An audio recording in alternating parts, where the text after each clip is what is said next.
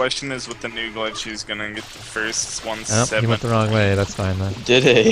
I think it's Diddy, to be honest. Diddy's been grinding runs. He's super inconsistent, but he should be able to get it first. Now I'm pissed. I'm happy. But Now I'm pissed. But like, 117 still requires talent, so maybe not Nindidit. But bye. Wow. Jesus Christ. Shots.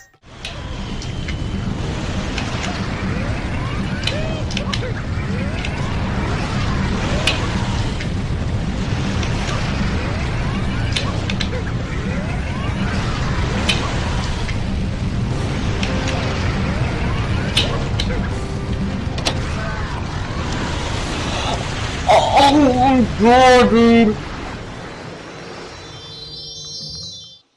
Hello ladies and gents, it's EZScape, and the ending of the speedrun you just watched was the first ever 1 hour and 14 minute speedrun of Super Mario Sunshine by nindidit back in December of 2016. This was a monumental run for its time, because even to this day there are only 4 other speedrunners on the leaderboard with a sub 115. Nindidit was way ahead of his time when it came to speedrunning this game. In fact, the day he achieved this time, second place was just barely a sub 116. A full minute slower. But this wasn't always the case. You see, Nindidit has always had a very interesting mentality when it comes to speedrunning. Instead of how most speedrunners approach games by developing routes around their skill level and slowly integrating strats as they improved, Nindidit always went for the most difficult tricks that he could pull off. Also, it wasn't always that the strats he used were necessarily different from what other runners were using. It's just that his movement was much more refined. This allowed him to shave off a second or two on many levels, which definitely adds up over the course of an entire any percent run. A few examples being the backflip gelato beach skip strat, using an insta momentum spin jump off this wood hut in Bianco 4, and a glitchy wall kick dive off this ledge in Piana Village. Some of these have more consistent or faster alternatives now, but for the time they were extremely impressive. Moving on to early 2017, Nindidit was still pushing his time lower and lower, and on May 20th, the 1:14:40 was achieved. This run was really never supposed to be a milestone run for this game, since Diddy still had quite a bit more time he could realistically shave off. A couple of months went by, and a Super Mario Sunshine World Record History video by AverageTrey was posted. In this video, Trey explains that he thought the record would most likely be beaten within the following months, but it wasn't. The record actually ended up standing uncontended for 2 years.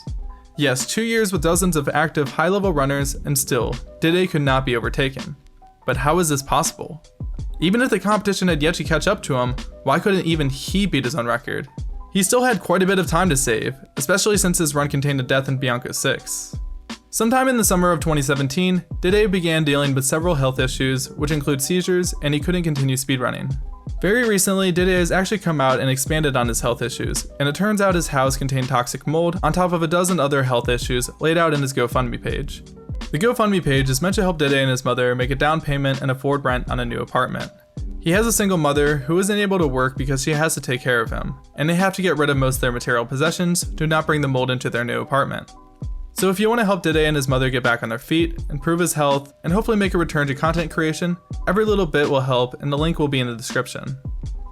So what was it going to take to dethrone Diddy? Well, putting the incredibly steep skill ceiling aside, Super Mario Sunshine does have its fair share of luck elements. This doesn't necessarily mean the run is luck-based, but it does mean that when you finally get that run with perfect luck, you have to take full advantage of it. So before we get into how the record was beaten, let me cover just how much luck or RNG can affect this run and how much of a role it played in the record being broken. So the first major RNG point would be the Petey the Piranha boss fight in Bianco 5. The movement leading up to Petey is always the same to wake him up. After doing so, you'll have to chase him around the village, the only problem being that his landing pattern is completely random. There are roughly 700 unique patterns, with the worst patterns being able to lose up to a minute in time. These patterns are extremely rare, but are technically still possible. Some of these patterns have a 1 in a million chance of occurring, but others are much more common at a 1 in 4 chance. Thankfully, the second pattern is relatively common and is barely slower than the fastest. The fastest pattern doesn't happen all that often because it is extremely rare for PD to take a direct path without branching off into a different direction. After each landing, PD will have a chance of sending out his tornado. Therefore, the maximum number he can send out during a fight is 3, but there is a chance he won't spawn any at all. Every tornado costs roughly 2.5 to 3 seconds each, and there's around a 2/3 chance he'll send at least one. The next RNG point would be the Chucksters in the Piano 5 secret. Ideally here, speedrunners will try to go for the fastest cycle, known as Rammel's cycle. But unfortunately the Chucksters are random in their stops and walk patterns. In an ideal situation, the beginning chucksters would constantly be walking and not making any stops, while the final chuckster regularly stops for significant lengths of time, which increases the chance of hitting Romel's cycle. This cycle saves roughly 20 seconds, but is estimated to have a 1 in 5 chance of happening, assuming perfect movement in the secret. In the case that a speedrunner is too slow for Romel's cycle, they'll use a trick called rat bouncing, found by this dude named Rats. It's basically a way to manipulate the chucksters to prevent them from stopping while walking to their locations. By bouncing on them and activating their yelling animations, it will waste about 2 seconds, but you'll save that time back by not having them stop so much. Of course, there is a chance that they don't stop at all and the runner loses time for it, but this is fairly uncommon. Next up is Serena Beach, where lots of good runs go to die. In the first episode is a Manta Ray boss fight. Compared to all of the other RNG sections, this one is actually the most controllable, but if it goes badly, it is extremely difficult to save. During the boss fight, you have to spray the Manta boss, and as you do, it will break into smaller and smaller pieces, resulting in a total of 128 smaller Manta Rays. After the Mantas are broken into smaller pieces, their movement becomes completely random, so you either have to hope they move in the way you want them to, or react to the location they end up. The best strategy is to gather them all together to be able to spray multiple pieces at the same time. There's also a manipulation that a lot of runners go for, where they start the fight from on top of a hut. This makes the Manta Ray turn away from Mario, allowing runners to set up more consistent sprays, but it does waste a bit of time. Once the Mantas are in their smallest form, they will turn pink and target Mario, making them much easier to spray rather than having to chase them down. So getting them all to their smallest form first and then finishing them off is ideal. Getting a godlike Manta fight only happens once in a blue moon, and some top runners have only seen it a handful of times. Later on in episode 5 of Serena Beach, we have the casino. Thankfully, the other casino shenanigans are able to be skipped, but we still have to deal with the King Boo boss fight. For this fight, we have to spin a slot machine which dispenses fruit that damages King Boo.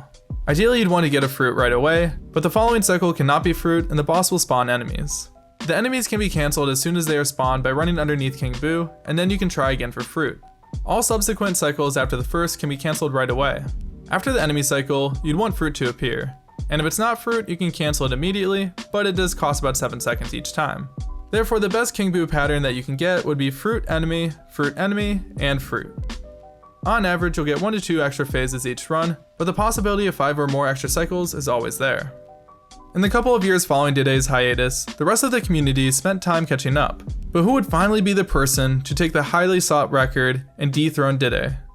Well, let's have AverageTrey, an ex-world record holder for every Super Mario Sunshine category, explain it for us. Oftentimes, the activity of a speed game is associated with how frequently its world records get improved. If this is true, was Mario Sunshine way more active in 2015 due to all the records that were set? Of course not. From my personal experience, there's been as many active high-level players in the past year than at any point in the game's history. The last few months have been an exciting time with various players reaching the 117s, 16s, and even 15s and upper 14s. There has also been a boom in popularity for racing Mario Sunshine on Speedruns Live after a period of racing being relatively dead. All of this activity ushered in the possibility of a handful of players breaking Nindidit's record, starting with easily the most decorated SMS player at the moment, Nanashi745. After the absence of Leviton, the consistency king, Nanashi made good pace toward breaking the 11440 with his series of personal bests starting in December 2017. After setting his 11514, however, he decided to go in a different direction and claim the records in every other main category.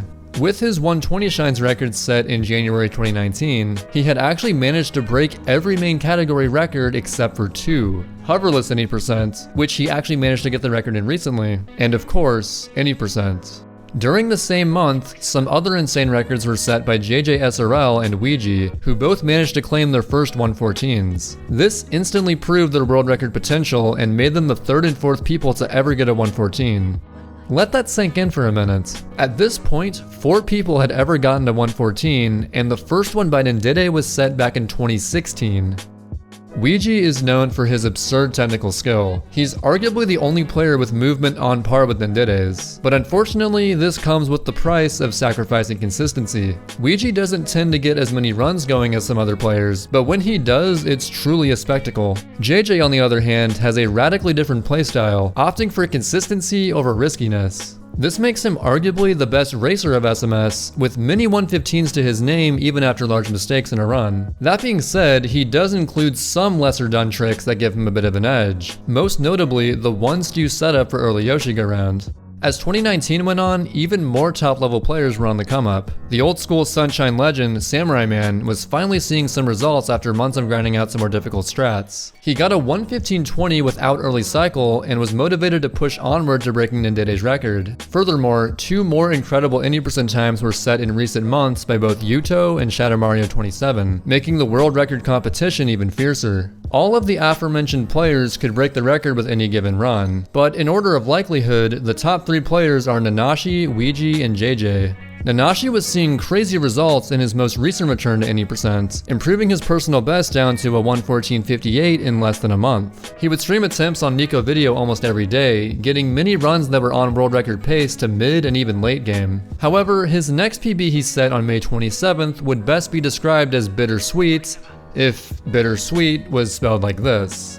To set the stage, a very large factor in this run was the Manta fight. As EZScape discussed previously, this boss fight is mostly random with all of its 128 moving parts. The average Serena 1 split for a top level player will be anywhere in the 240 to 250 range, but sometimes the planets will align and the Manta will cooperate in such a way that allows you to reach the pink phase extremely fast. In this run, Nanashi manages an ungodly Manta split of 223, far below the commonly desired range.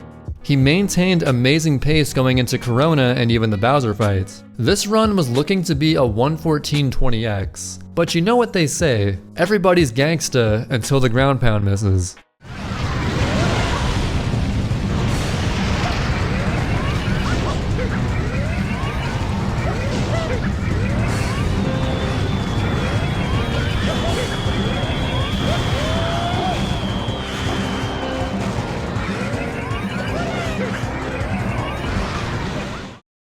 And just like that, this run finished 5 seconds off Nindidi's record. Truly heartbreaking.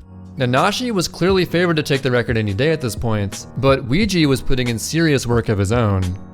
He would alternate between phases of grinding Sunshine for 8 to 10 hours a day for a couple weeks in a row, then taking a short break to avoid burnout. Ouija was managing runs out of Pianta and even Penna on easy world record pace. It was just a matter of clearing the RNG gauntlet of Serena Beach and not choking the run in late game. After persevering through losing several runs on amazing pace, he finally clutched one just under the 1:14:40 mark.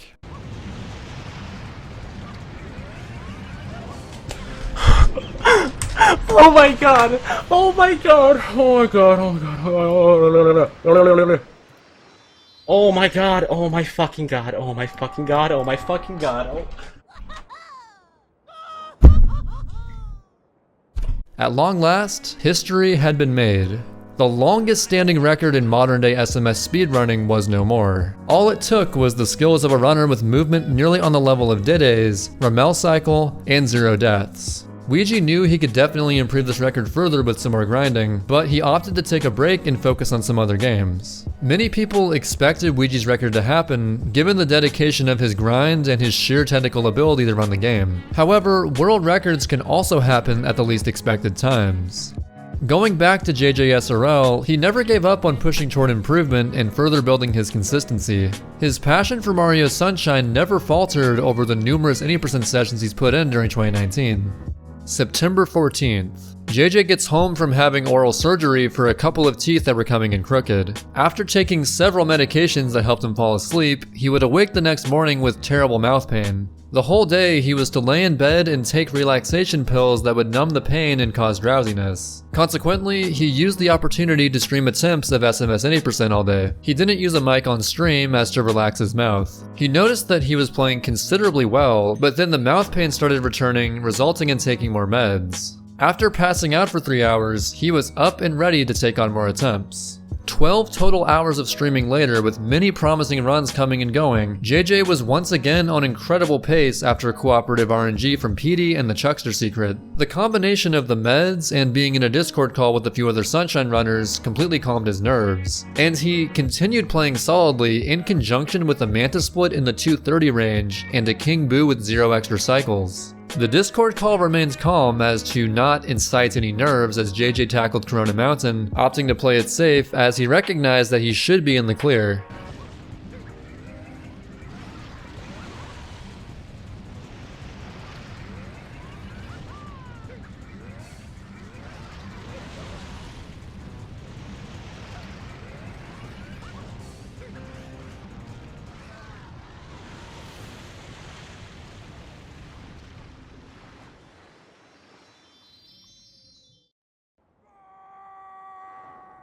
Oh my god. Oh my god, yes. I got the point. Yeah, I was at world record pace? What? This is world record? Wait. Oh, that's world record. Right there. I done did it. I nindid it. So there you have it. JJSRL clutched out an insane record of 114.22, which is where the record stands as of the release of this video. A well-deserved time as a mark of JJ's impeccable consistency, his love for the game, and perhaps the help of some minor performance enhancements. When discussing speedrunning, there are certain unavoidable game mechanics like RNG and unskippable cutscenes that in a lot of cases would lead you to believe that a game isn't competitive nor fun to speedrun. But Super Mario Sunshine has both of these things, yet still remains near the top as one of the most popular games to speedrun. I think this is a perfect example that if a game is fun to speedrun and has a skill ceiling to be extremely competitive, or in other words, a dope speed game, people will run it. It's up to the speedrunners to prove it to everyone else and to push the boundaries of what otherwise seems impossible. I find storylines with games like Super Mario Sunshine to be really interesting, and I'm glad I got to cover it. Huge thanks to AverageTrey for all of his help with this video and sharing so much knowledge with me. If you haven't had the chance to watch them, make sure you go check out his world record history videos on Super Mario Sunshine. I'll link them in the description. Anyways guys, if you liked this video, be sure to leave a like as it's the best way to show support. As for myself, I've been streaming a ton lately, setting a bunch of records in the Spyro Reignited trilogy, so if you're interested in checking those out, make sure to follow me on Twitch at twitch.tv/EZScape. Other than that guys, subscribe for more speedrunning related content, and as always, I hope you have a beautiful life. The grit. I don't know. I feel like I'm not like hype enough, but I'm also like on like a ton of drugs.